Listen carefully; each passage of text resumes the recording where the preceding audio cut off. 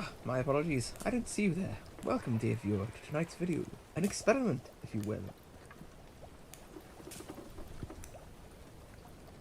For tonight, we review the ultimate neck of Frankenstein's monster. A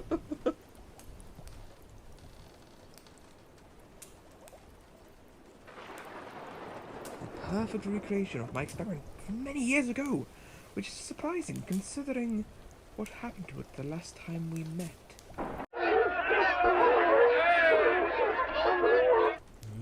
Those damned villagers. It would appear I got distracted. Moving back to the review, the figure comes in this wonderful packaging with a poster for the film on the front, which also comes in colour, as you can see here, as well as 2 images of the figure on either side featuring alternate heads. The back of the box features an artistic collage of the figure with his accessories and alternate heads. On the back there is a collage of the Frankenstein's monster and all of its accessories within, looking absolutely delightful. Coming back to the front of the box, we better open it and prepare ourselves for what may be inside.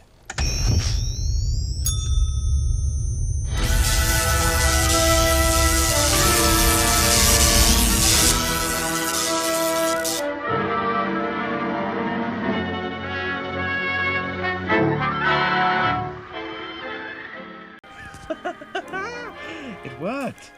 And now the box is open, and here the creature is. On the inside of the flap, we get a lovely shot of the figure, which looks spooky and really sells the figure.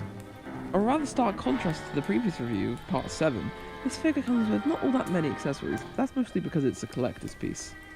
What we do get is pretty cool, as everything is a reference to the 1931 movie, that being 2 heads, some alternate hands, some flowers, and some shackles.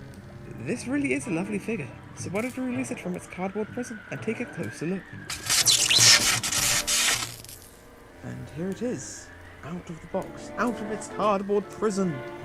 And oh boy, what a beautiful figure this really is. It may not come with many accessories, but that's no real problem, as the accessories themselves are quite beautiful. Speaking of accessories, let's take a look at them. The daisy is a rather simplistic piece, especially because of the black and white colour scheme, but it's one that I'm very glad they included, as it's a reference to one of my favourite scenes in the film, which I find to be rather heartwarming and heartbreaking. Thankfully, the creature can hold it in this hand here, allowing you to recreate said scene. The same goes for the bunch of daisies, which has the same pink taps and is still lovely nonetheless. Aw, bless. The creature's found a friend to play with. Isn't that sweet? It looks like they're bonding pretty well. I hope that nothing at all goes wrong. Wait, what are you doing? No, put the goal! No! Whew, my apologies for that. Maybe considering those previous scenes you just saw, how about we take a look at the chains? It's a lovely essential piece to include with the Frankenstein figure, and if you're all wondering, yes, the chains can of course move around. The chains can also go around the creature's wrist via simple hand removal and then slotting them on. Looks pretty cool and allows for a range of cool poses. The black and white colour scheme is one of the many areas that the figure actually shines in, as this black and white colour scheme really helps to highlight different areas of detail on the figures, that being the wrinkles in the skin, the veins, the different cuts, and actually really does help highlight it, as you can see here. Thankfully, the paint stays consistent across all of the hands, thus causing no issues and giving a consistent look to the figure no matter what pose you choose to display it in. Wait, hang on a second. Looks like this one's pointing. Maybe it's trying to tell us something. What? The werewolf? Oh, no. Their wolf, their castle.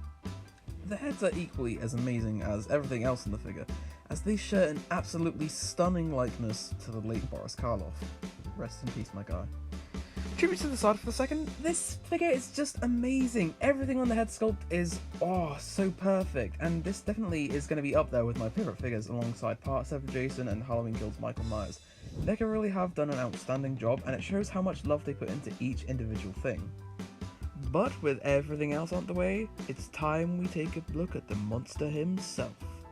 This is seriously one sweet figure with so much detailing crammed in there for something that's meant to be black and white.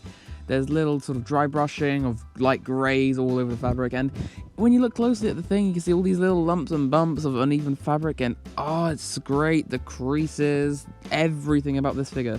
There's been so much attention to detail poured into this figure, and you can really tell about all the love that went into making this. Not one area is left untouched.